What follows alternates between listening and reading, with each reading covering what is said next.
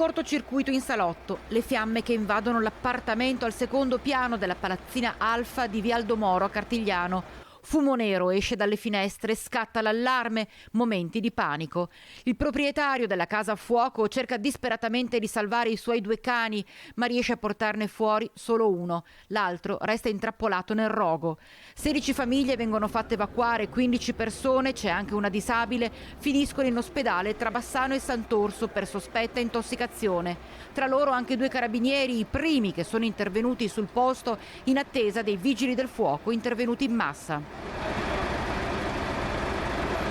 Presente durante tutte le operazioni di spegnimento e messa in sicurezza anche il sindaco Germano Racchella, che si è mosso per trovare una sistemazione alle persone evacuate. Io ho chiesto aiuto anche ai sindaci del territorio, se per caso hanno qualche alloggio disponibile. Alcune abitazioni completamente inagibili, dice Racchella. Alcuni sono totalmente inagibili, questi anche da come ho sentito per 2 o 3 giorni, perché esca anche quell'odore acre di fumo che logicamente farebbe male alla salute. Certo è che si è temuto il peggio inizialmente.